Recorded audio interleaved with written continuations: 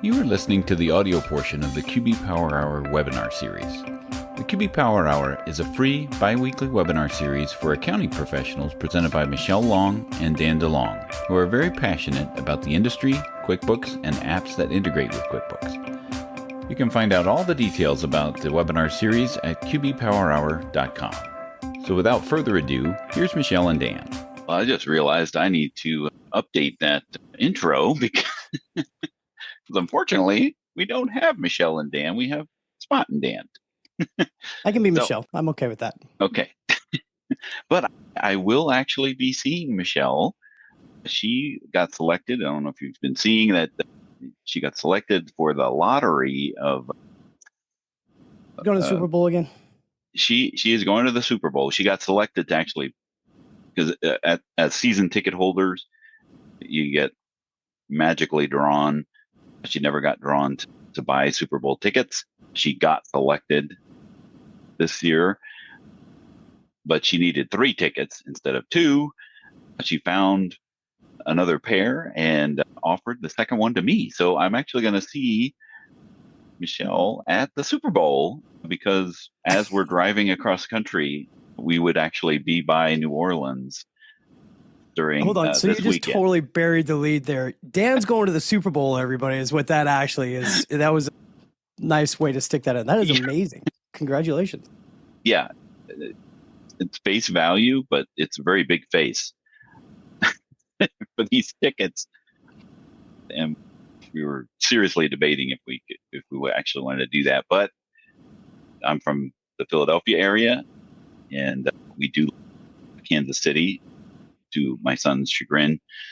So this is the Super Bowl that we should be seeing, simply because we like both teams and we're happy either way who wins, but hearts with our home team. So I'll be wearing my Eagle stuff and sitting next to Michelle, which will be really cool to see her at the Super Bowl. It's amazing. So today we're going to be talking about some Intuit news and our Facebook group Q&A. So we're pleased to have you joining us here today on the QB Power Hour. My name is Dan DeLong, owner at Danwith and School of Bookkeeping. Worked at Intuit for nearly 18 years. Co-hosting today also the workshop Wednesday that we do over at School of Bookkeeping as well. And now also, I don't want to take Spot's thunder, but we're doing a deep dive guest host with the unofficial QuickBooks Accountant podcast with Alicia Katz-Pollock as well. New project there for me. Matthew? And I am Matthew Fulton. I am the founder of Parkway Business Solutions, one of the creators of QB Community Life Facebook group. Been doing a whole series with Fordley called Blueprints for Business. And truly my biggest thing is I'm a workflow nerd. I like working with app companies and helping them better understand how to use the API and helping other accountants figure out the best way to connect the dots. So it's an honor to be here as well. And I'm going to say go Philadelphia. Yay. I see people putting in the chat, go Chiefs, boo. Either way, history is going to be made. So a little bit about the QB Power Hour. It's every other Tuesday at noon Eastern. I have no idea what time it is where I'm at because I'm driving across country at the same time as we're trying to do the Power Hour, but it's noon Eastern. The Power Hour is now eligible for CPE credit. If you didn't catch Blake Oliver talking about that, we have a channel for the QB Power Hour on Earmark. So you can always click that link in the slides and be able to access the prior ones that are eligible for CPE. This one is not eligible for live CPE because of the way they work that out. Typically about 5 days after the live webinar, they'll post the quiz, and then you can take the quiz for the CPE credit. But if you just bookmark the channel, you can always just go and see when those new ones are posted and get your CPE credit. I'd love to ask everybody, If you are collecting CPAs, do me a favor in the chat, put a 1. If you're not, put a 2, please. Love to see who's utilizing the CPAs. Awesome. And these are the 2 prior sessions that are already up there, the 1099 problems that we did with Nancy, as well as the sales tax limitations that we did with Avalara. So you can always check those out. A little bit of the housekeeping. If you do have specific questions about what we're chatting about here today, please put them in the Q&A so that way we can see them and we don't lose them as all of the 1s and 2s are flying by in the chat. The chat is great for just general comments like "Go Chiefs" or "Go Eagles" or whatever you happen to be wanting to say in the chat. That's great there too. And then we also have the webinar archive links there, as well as the handouts, which should be posted. Yep, whether you're watching posted earlier, we can post it again here shortly. I still have 4 monitors, so I don't know where those are living, but they're out there. And we have, if you're watching us in the Facebook group, as we're simulcasting on YouTube and all that stuff, there's a QR code for the handouts there as well. And then we also have the QB Power Hour stores if you want to check out the QB Power Hour swag. So what's on the agenda today? So we're going to be breaking this into 2 major sections. We have Intuit / QuickBooks news. Spot attended the shareholder meeting that was just recently, and so we'll be unpacking some of the things that they talked about and speculating what that means for the accounting community. I do want to set that stage there.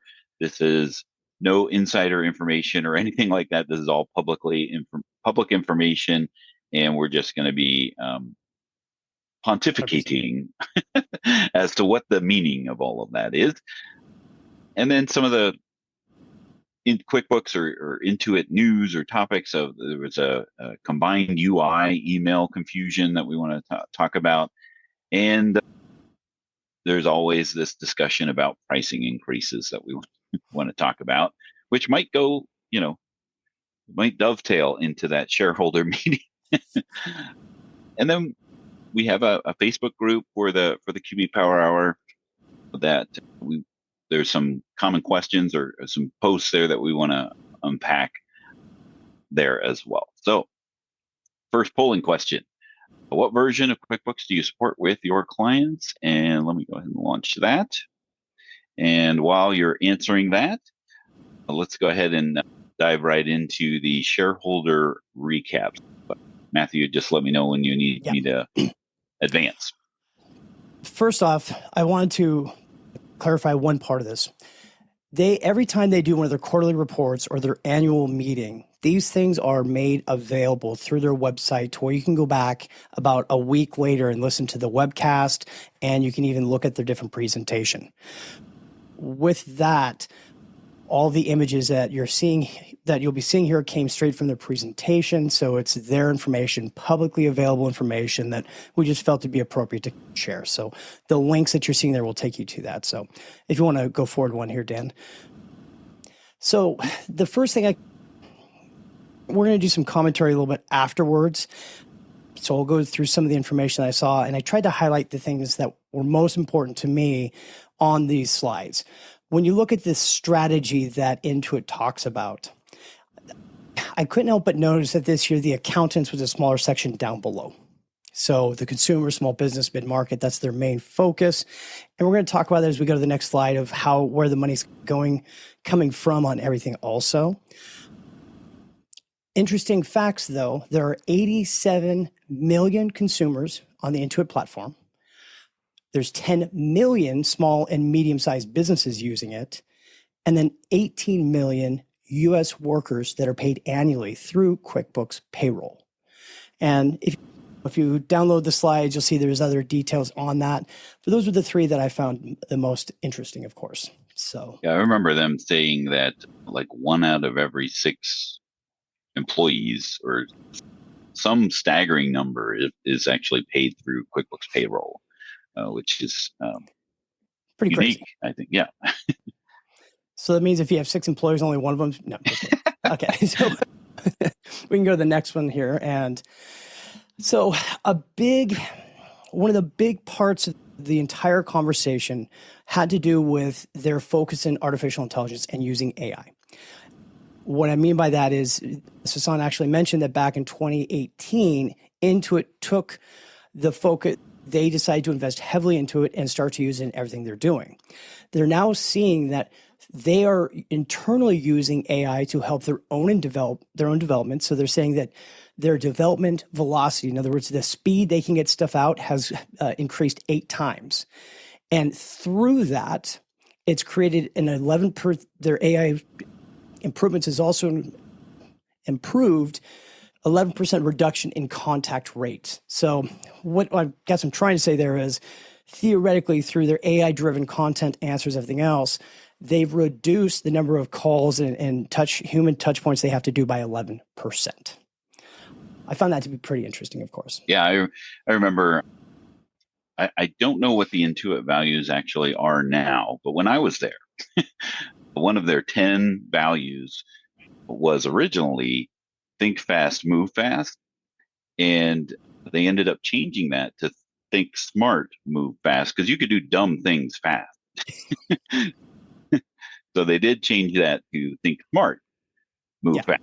And Sasan was very big on rapid iteration of things. So he was definitely a fast guy. Yes, for sure. We can skip to the next one now here. Mm-hmm. And so through here, obviously being into tax season, the TurboTax Live and QuickBooks Live was a decent portion of their conversation.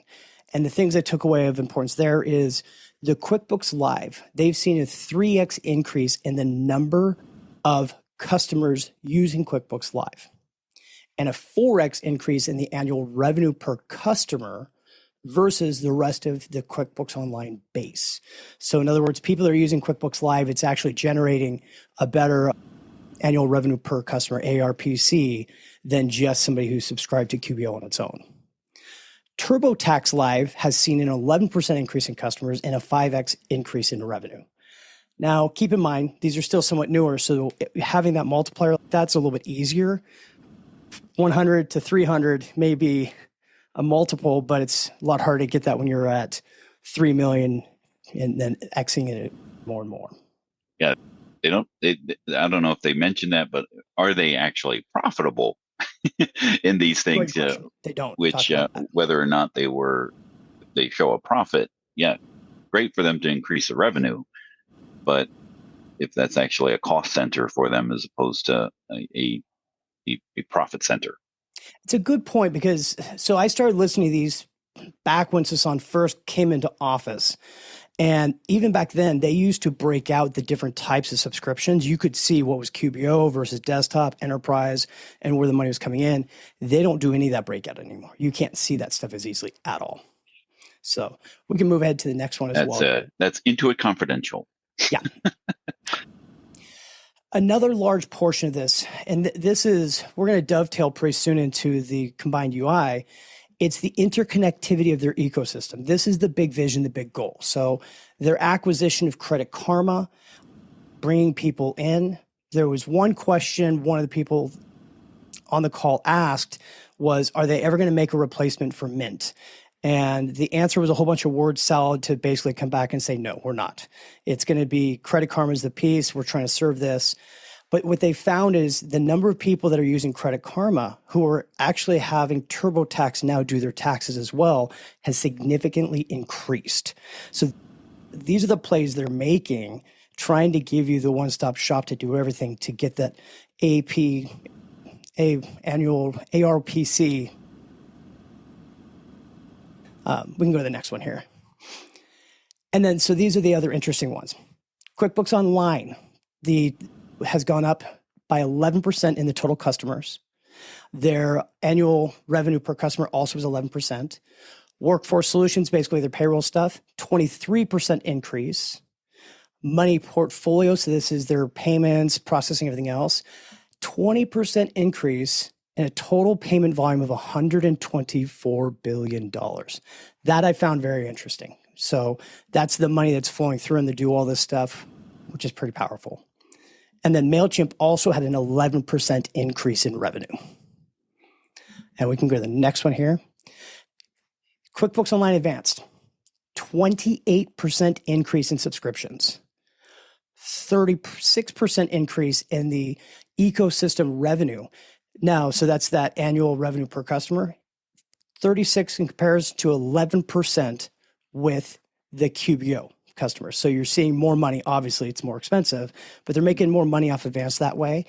And their retention actually went up 2% to 84% with the people using Advanced. So people that get into it are sticking with it and actually liking it, it seems like. They're not just getting it for the initial discount. They're actually using the features. Exactly. Intuit, so the Enterprise Suite, they say estimated, right? Because it's just brand new, it's just coming out. They estimate it's going to be $20K annual revenue, which is about $1,600 per month per customer. I found that to be interesting as well. Because that's the first time I've actually seen that number published. I knew there were some other things that I had seen where I had heard that number before, but this is the first time I've actually seen this number published. For all the people like wondering how much does Intuit Enterprise Suite cost, that's their estimation, right? So there's going to be more or less, and we'll talk a little bit about the difference between QuickBooks Enterprise and Intuit Enterprise a little later. But for those that are always wanting to know what's this going to cost me, that's what they're estimating. Before you just go blindly send a lead to the Intuit Enterprise Suite folks, just give that estimation food for thought. And the question becomes, what all does that include? Those are the key numbers that I really found from the information through the presentation and listening to them. But Dan and I, we were talking earlier, our own thoughts about the meeting and listening to it.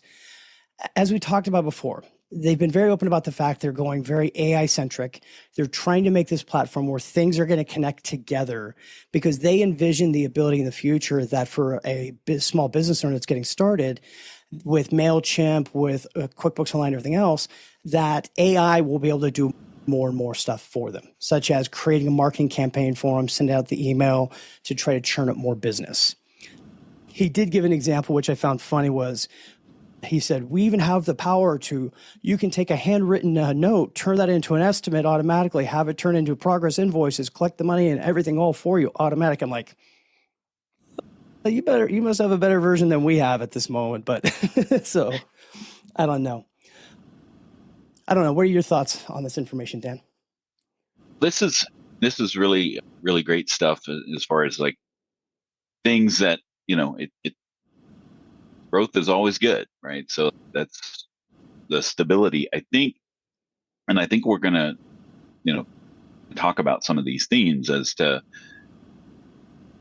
where does the accounting community fit into all of that? You noticed, or you pointed out, the piece of the pie is a little bit less than what we've seen, and we talked about this a little earlier. Whereas it seems like the accounting community is more of a consumer as opposed to a partner. Now, that may not be their intention, but that certainly is something that is, I think, being felt by the accounting community at large. Yeah. And I tend to take a cautious approach when it comes to the actions that Intuit is taking. They're going to do what they're going to do. And as we talk about the Facebook group, Facebook and Meta is going to do the things that they're going to do, right? And sometimes we're just along for the ride when it comes to that. And it's whether or not it is what's the polite way to say? I mean, whether or not it fits, right? Whereas in the past, from a sales and marketing perspective, accountants and the ProAdvisor community was a sell-through type Yeah. of thing where make those people happy and they will be promoters. And whereas now it seems like the accounting community is a sell-to. Here's the products that we're making available. If you want to participate with that, we'd love to have you. Yeah. Especially with all of the other things that they've been introducing that potentially step on a toe or two. It's well said. Peter, just to answer your question, which he was asking, do we know what the annual revenue was for QBO Advanced? They didn't talk about that, but they did say that it increased 36%, which doesn't tell us a whole bunch. We knew that there's an increase in the number of subscriptions and that it's now generating more revenue for them. And it is higher, of course, than QBO traditionally, but we don't know what the actual amount per year is that they're capturing at this time. And considering year over year, they've had what is that, 17.5% increase in the cost.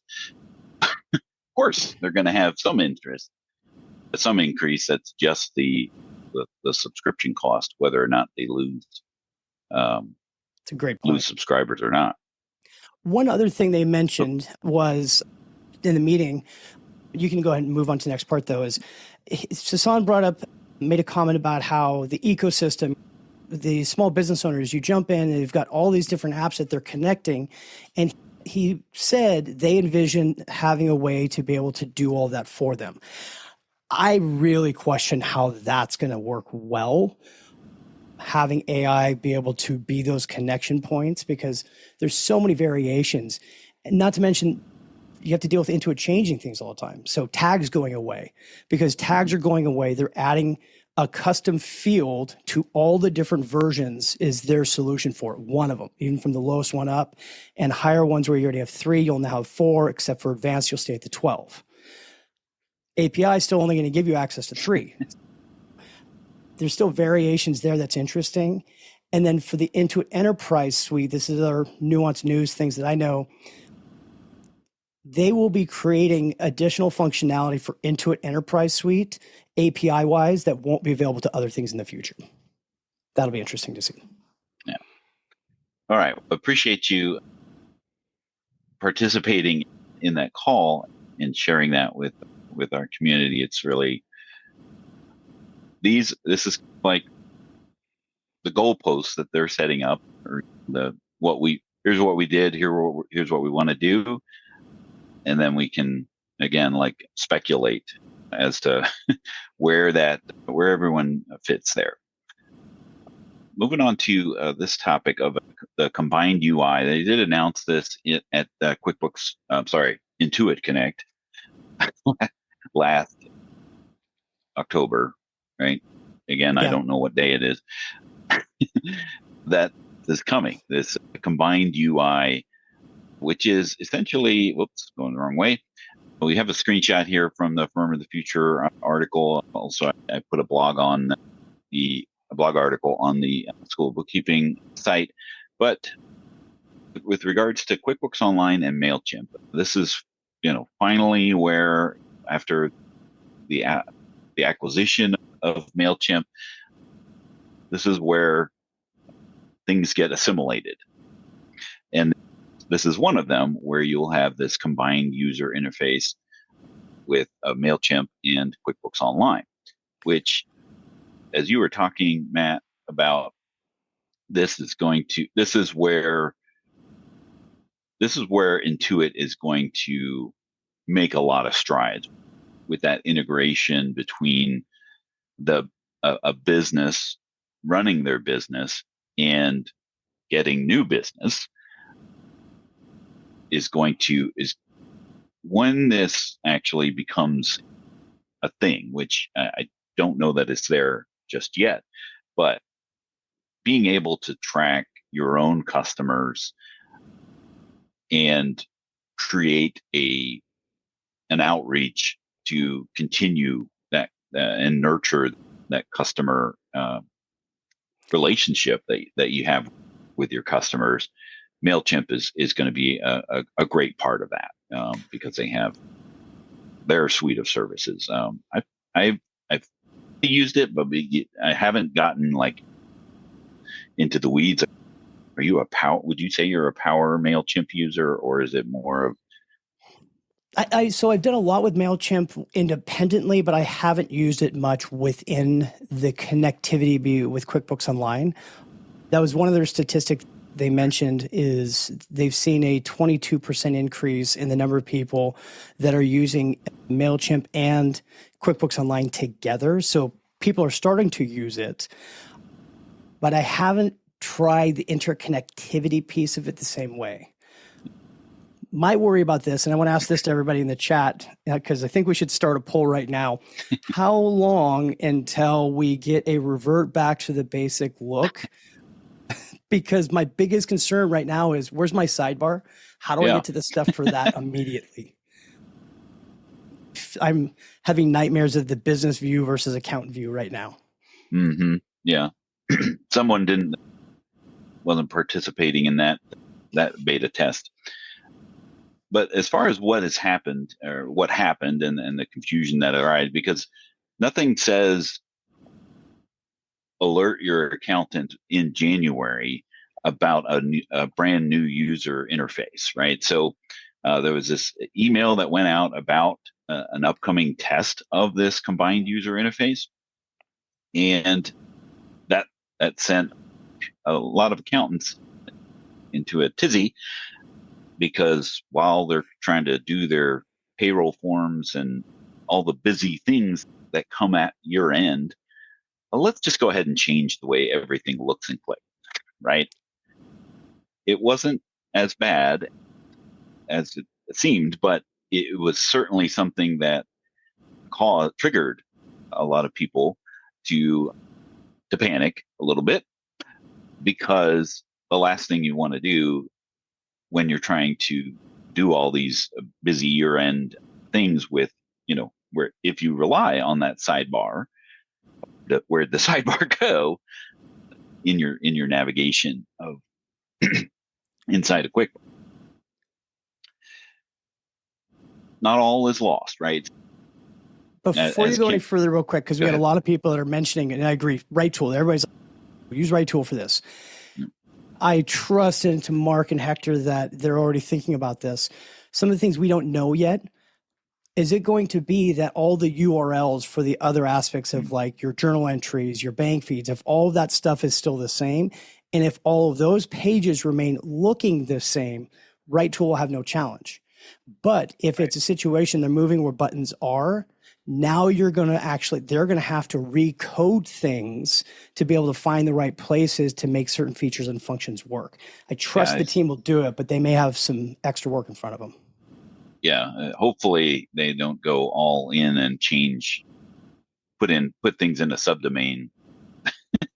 Yeah. QBOMP.intuit.com or something like that will break all the hard work that they did. But as Kim Amsbaugh correctly stated, and in the Firm of the Future article, this will only affect new users.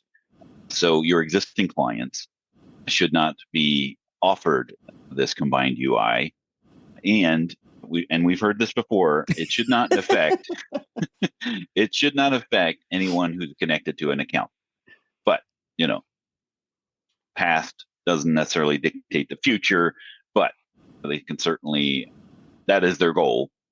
Of course, mistakes happen, but if you're connected to an accountant, you should not be offered this combined UI, because that would cause angst. And in the event that you do get a client that did opt into this, you can opt out of the test by going to the gear, and then there should be a little button there in the lower right to leave the early access program while accountants and bookkeepers are trying to do 1099s and process your payroll forms with a brand new user interface on top of all that. So it's a couple links in there. Yeah. What's going to happen though, if you get this brand new company gets QuickBooks Online, has this new look, and then they come to you. Oops, there we go. And they come to you and add you on as an accountant. What happens then is going to be the question, because the importance of that question is that's going to tell you a lot about what they're doing UI or not on how to connect these pieces. I'm wondering what that's going to look like. Yeah, that remains to be seen. Yeah.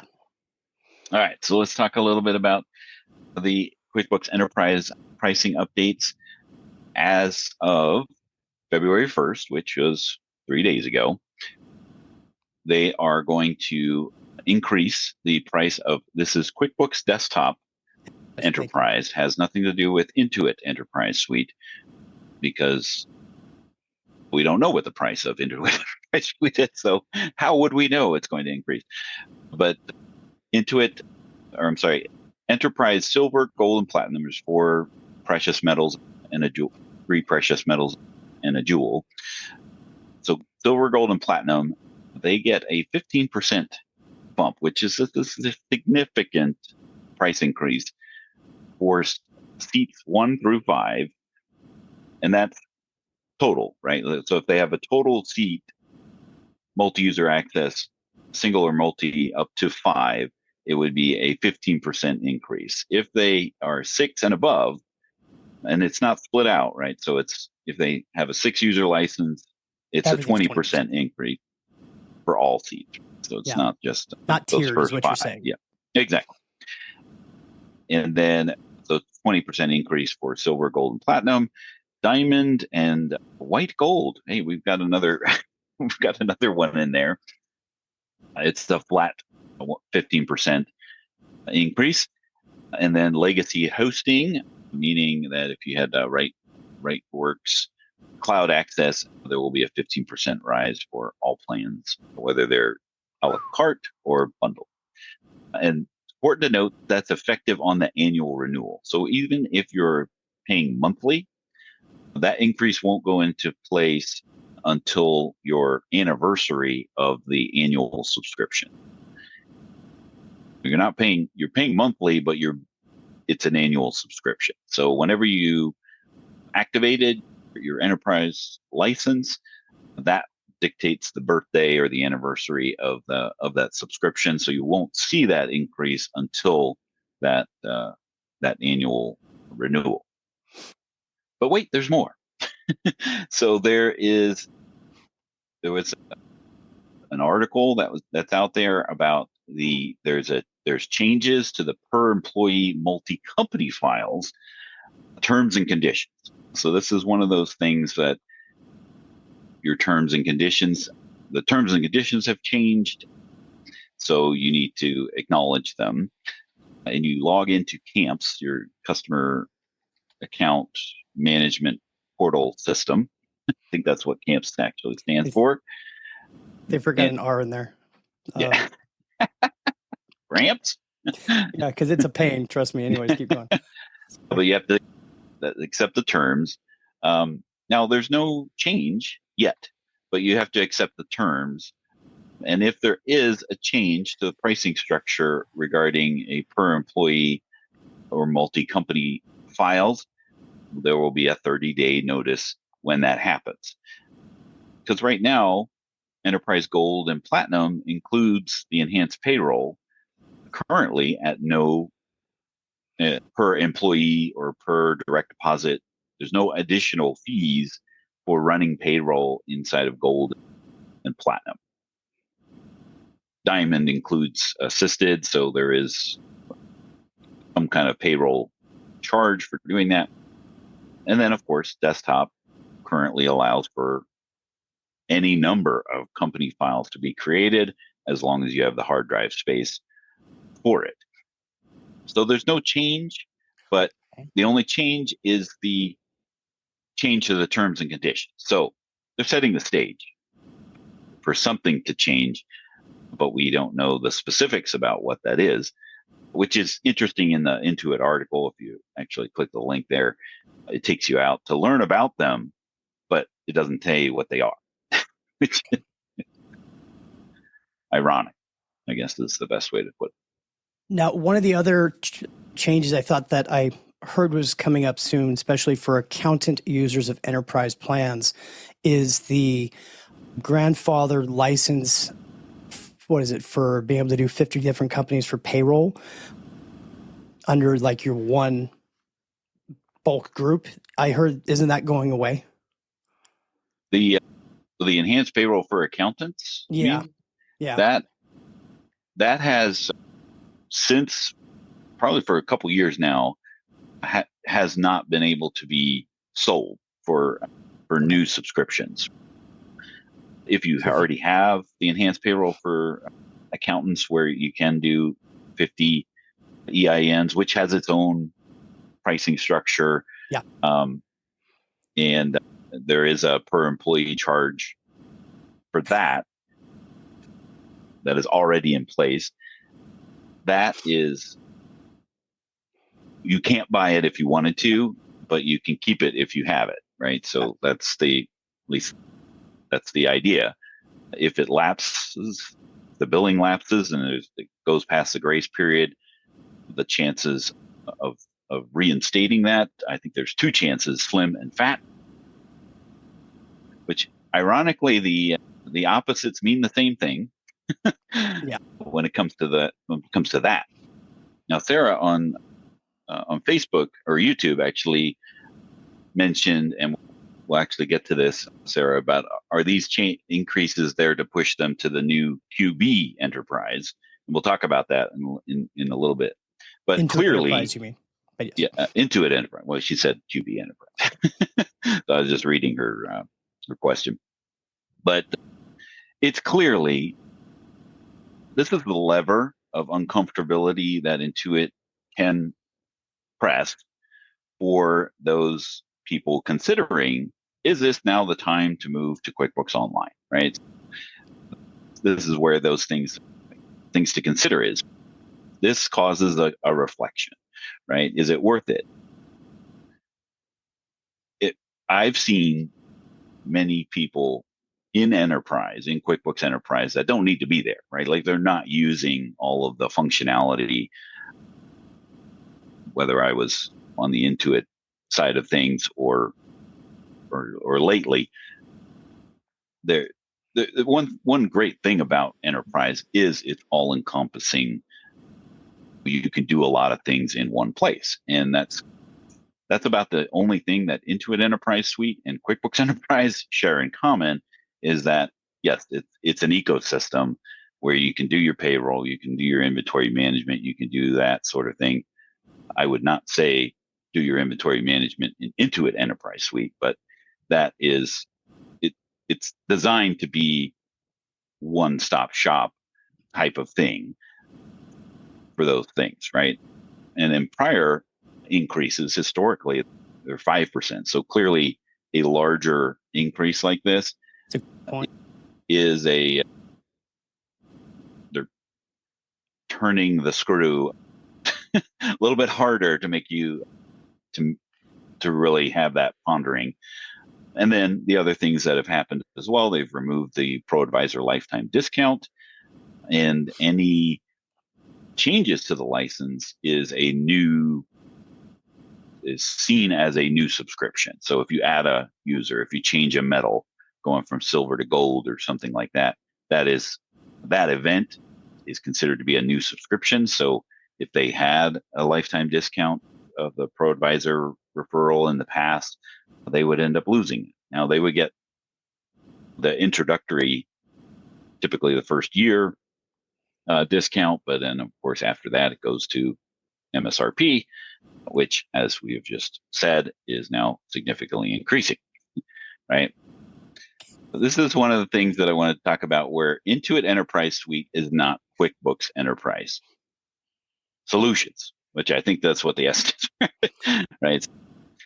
Intuit Enterprise Suite is still going to be based on QBO, right? Whatever the feature set of the QuickBooks Online subscription, that is going to be the base feature set that they're going to have Intuit Enterprise Suite. Now, layered on top of that is this idea of multiple entity, and then having significant amount of users. You can have up to 500 users And then, as we had just talked about, there's no external pricing. Like, you can't go to a website and say, how much is this going to cost me? Which is pretty standard, I think, standard for all enterprise yeah, plans out there yeah. nowadays. I just wish they wouldn't have used the word enterprise, right? Because that's where it gets very confusing between the two. When you say they already have a program called QuickBooks Enterprise, but Enterprise must be the same thing. So I'll get the exact same functionality that I have in desktop in the Intuit Enterprise Suite, and then to add this other confusion, right? Inside of Enterprise, they're constantly advertising cloud access, right? Which is not either of these things. This is merely taking QuickBooks Enterprise, the desktop product, and putting it in a cloud hosting environment, which then allows you to have the features functionality of QuickBooks Enterprise in an anywhere access available environment. But you have the same challenges that you have with a desktop environment. You have to have your other things that interface with QuickBooks in that cloud environment as well, whether you've got it on your local machine, like your Excel, they should be in the cloud or that server so they actually connect correctly if you've got the party apps. All of your integrated apps, if you have those, they need to be supported in there, which then could potentially change your cloud access that you have to have. So the cloud access isn't always the best answer, but it typically is the better as far as the learning experience, right? Okay, I don't have to learn something brand new, like going from QuickBooks Enterprise to Intuit Enterprise, or even just QuickBooks Online, right? So my bottom line here is that it's a good fit for companies who are already in QuickBooks Online that are outgrowing what QuickBooks Online is able to do for them, right? If they have multiple entities and they have multiple subscriptions in QuickBooks Online, and they want to be able to do intercompany transfers and have this multi-dimensional reporting already in there, then that might be a good segue, right? It's not such a drastic thing as taking we've got 5 QuickBooks Enterprise files that we're running, and we're going to move them into QuickBooks Online and into Intuit Enterprise Suite. That is a pretty drastic change. So I've been working with a company where I was just helping them migrate 12 different company files to QuickBooks Online. And this is an example where I think for them, the Enterprise Suite would actually end up being a good value for them. But I still don't understand for the pricing when you're talking about it. So that calculation, that's $1,600 per month, is that going to be per company file? Or is that going to be, because they'd lose money at that point if it was for all of them? No, that would be, and that's the estimate. That's the average, right? Yeah, so exactly. So if they've got 15 entities, I doubt it's going to be $1,500 a month. So so feature set based on, actually, there's one of the things I was going to ask. Feature set is based on QBO subscription level. So that means you'd have your Enterprise Suite. You could have some that are on Plus, some on Advanced within that, and that's going to be an extra part of it. Right. Prediction of a challenge they're going to have. I already know people that have been on Advanced for some time with decent sized company files, and they're slowing down and bogging down because of the amount of data that's there.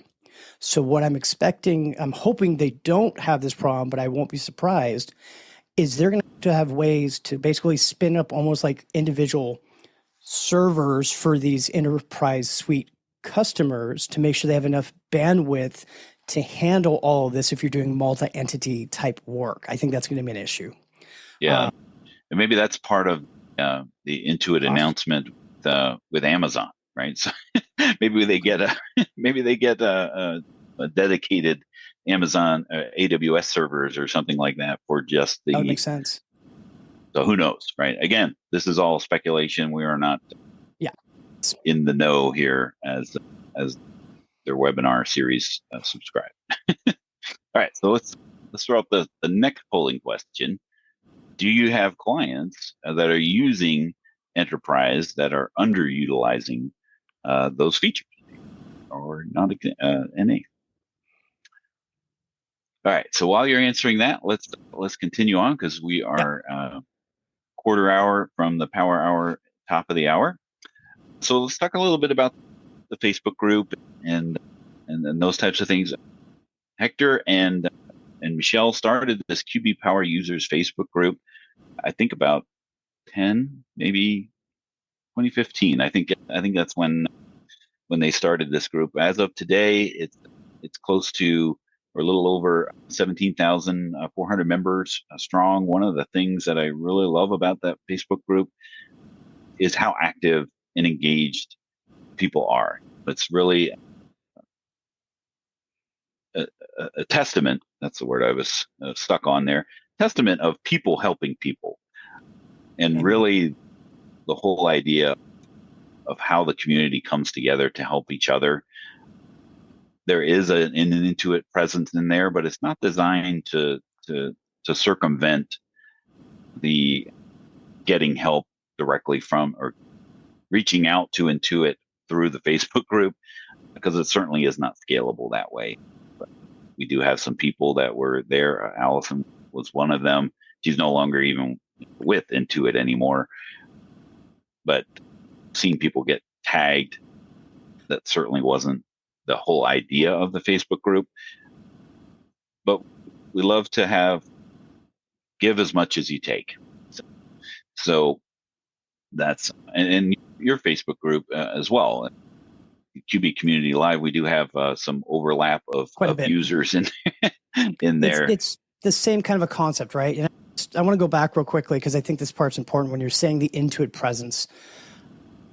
As an admin of a group like these, we really consider who to let in or not, especially when it comes to any kind of a vendor of any sort.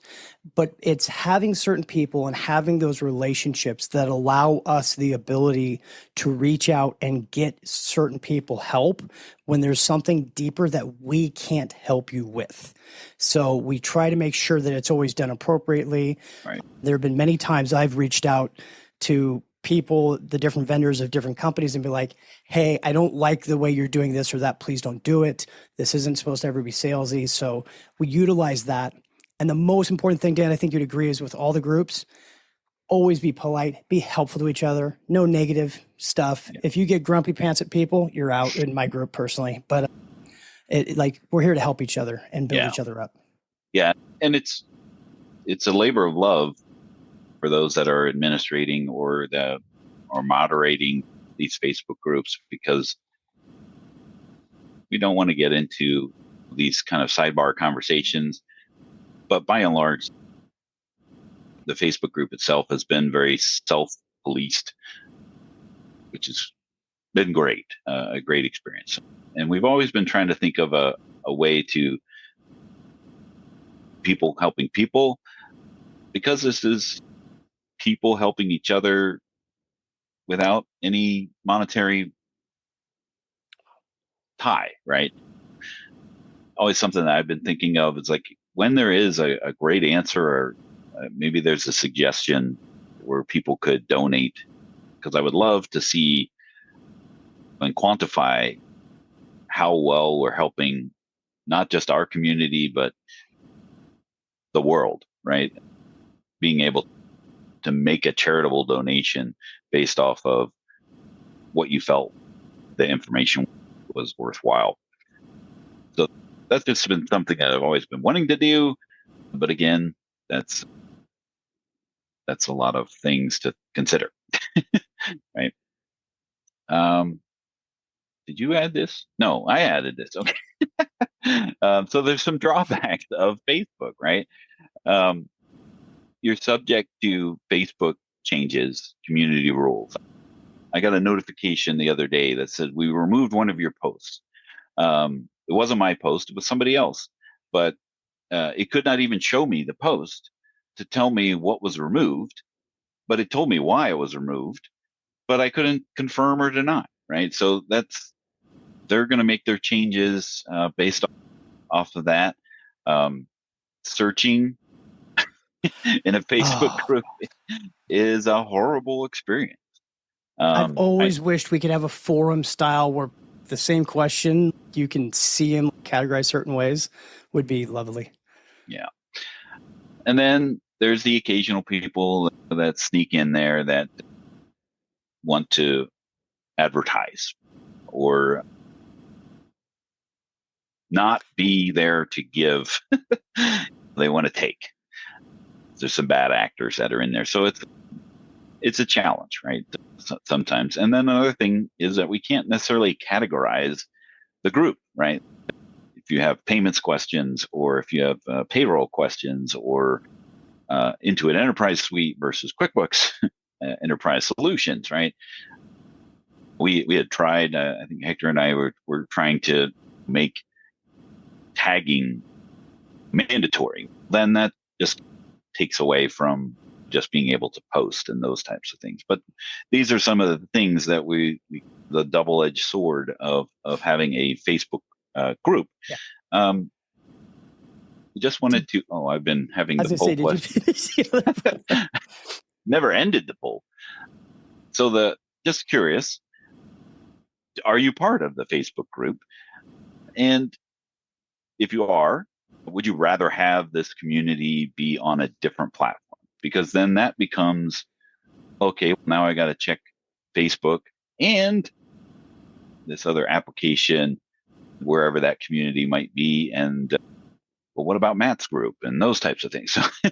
So I'm just curious. It becomes difficult. I've looked at multiple different ways trying to create some external group somewhere else. But like you just said, now you're asking people to go join something else, somewhere else to be checking for solutions.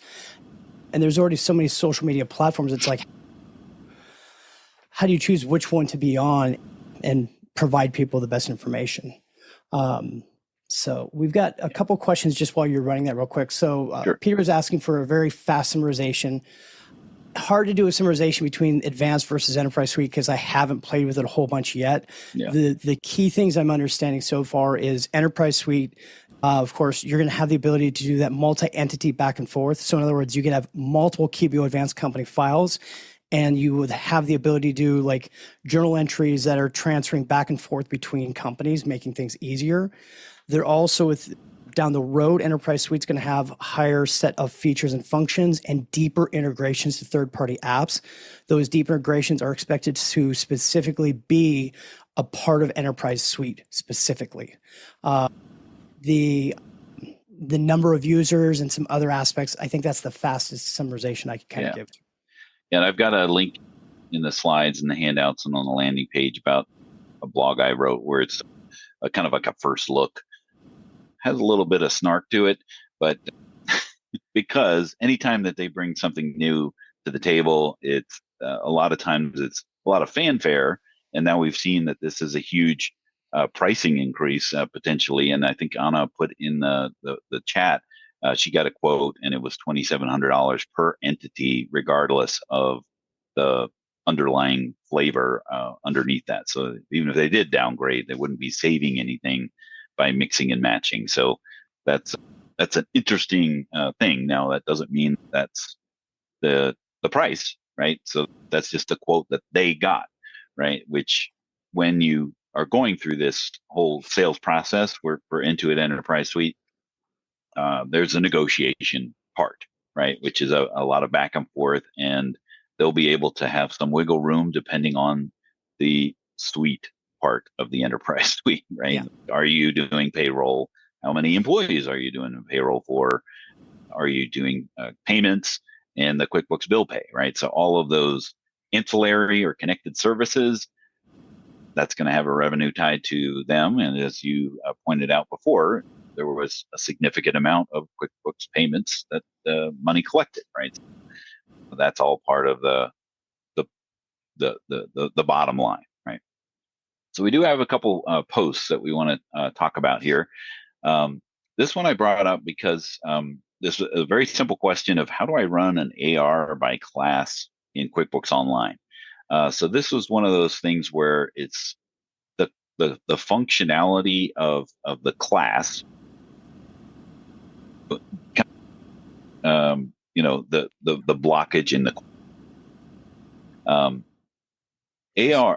classes is something that is assigned at the line item, right? It's the target of the transaction, right? That is not something that you can necessarily have a class on the AR side of things, right? So if you're running like an AR report, the source or even if you said, I only want to assign one class per transaction, and you put it in the header at the top with the class, that still only assigns the class on the line item details, even of that invoice, right? It does not, it does not do the source of the transaction, with the exception of a journal entry. That's the only kind of transaction where you can assign a class on the source of the transaction.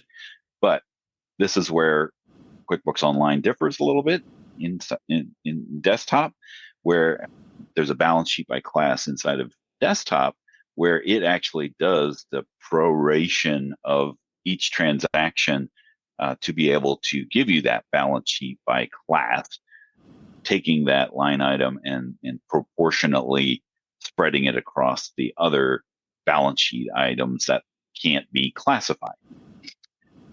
Now, in QuickBooks Online, you've got a location, and location is the source.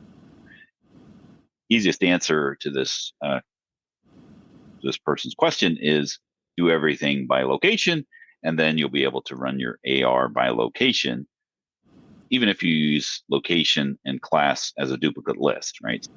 Which requires QuickBooks Online Plus or Advanced to do locations and classes, just yes. as a quick reminder. Good call out there. All right.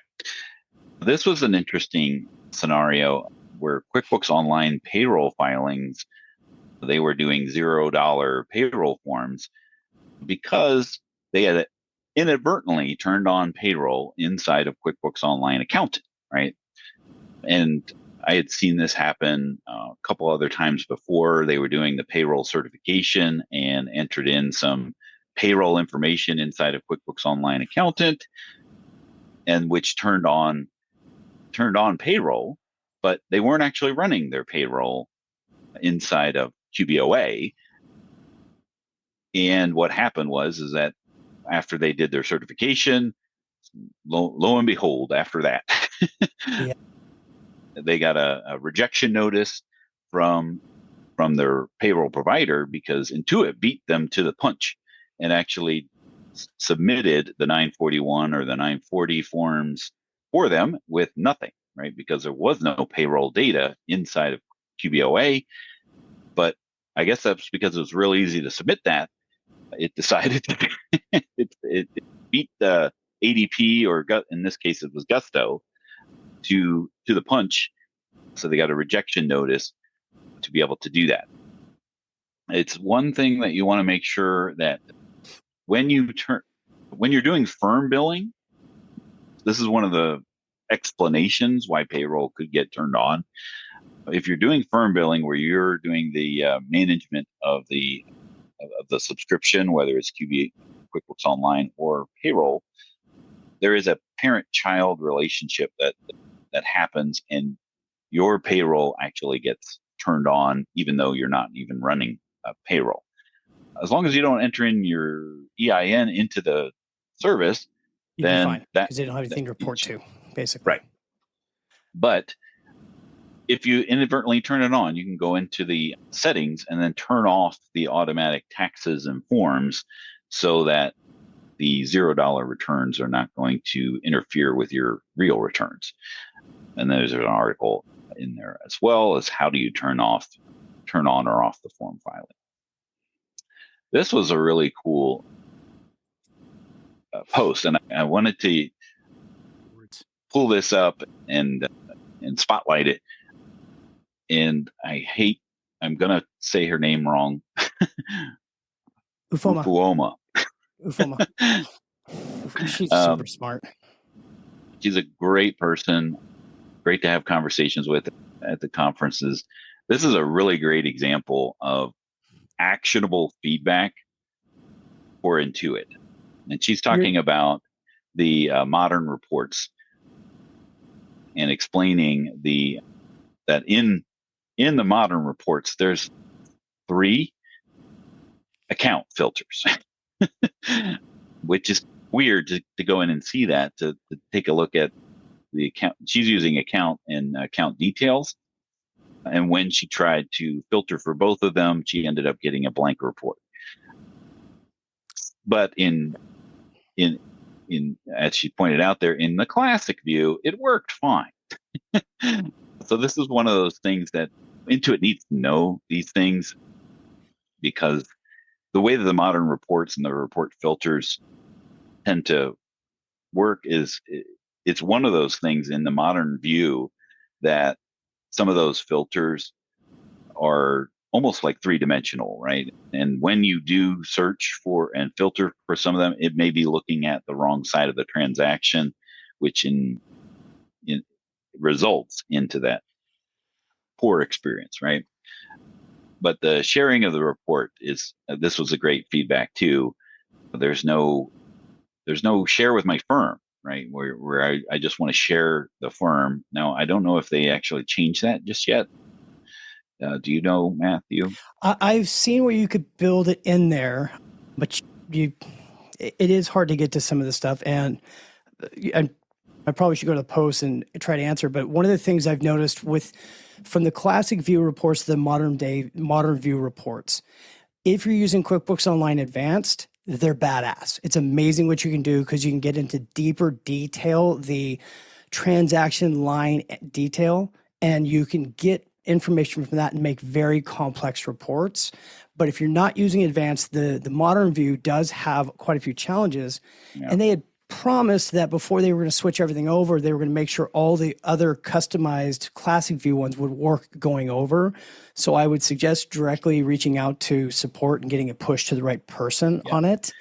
And when you're in your own, and when you're in the modern view, put the feedback and as actionable as you can. Like, this is a great example of being able to provide the actionable feedback, but do that in the section that, if there is a provide feedback option on the screen that you're on, do that in there, because that typically tends to go to the product managers or people who are really curious about the feedback of that particular feature. So I know modern reports will have that. Yeah. All right, so let's throw up the last poll question. We're coming in for a landing. We're a little bit over our time of the Power Hour. Appreciate you sticking around, and if you got to go, you got to go. I understand that, but it's was Power this Hour information plus. usual? Exactly. Power Hour and then some. Matthew, any closing thoughts here? I'm glad. Part of me is glad I didn't see that post earlier, because my brain's spinning on the reports and what you can do with it. I like those. These are the kind of challenges I always love, but they are rabbit holes to dive into and just get lost at times. So somebody was saying on YouTube, the post that we just showed up there is so valuable. She always has the best, most thorough feedback. I hope they listen to her. Was amazing. She's on another level with her. She dives in so deep and finds these things, and that's a true talent. Some people would complain about that, but that's the nuanced stuff that we need to understand how things will or will not work, because that's also the difference from desktop and enterprise desktop version to an online is, if you're used to doing it a certain way, how are we going to do it in the online environment if we can't even get the custom fields, dang it? Yeah. You saw always stuck on that custom field, man. All right. My prediction is it'll be enterprise. Yeah. So next time on the QB Power Hour, we are going to have Mike Milon joining us, who will be talking about his guy. He was showing me this new feature that he has in his application called a client conversation starter. So as we're trying to have these valuable client conversations, a lot of us don't know what to say or how to start that conversation. And this is like a guided resource. So look forward to having him on in a couple weeks. And He's hopefully, hilarious, guys. You don't want to miss it. I'm telling you, he's super funny. also great. Yeah. He's also a Chiefs fan, so hopefully I'll be able to rub in the Eagles' victory next time when we see him on the next Power Hour. We appreciate you joining us here today, and we'll see you next time on the Power Hour. Thank you again. We hope you enjoyed listening to the QB Power Hour podcast. If you have any questions, feel free to ask them in our Facebook group. You can find those resources and much more at qbpowerhour.com.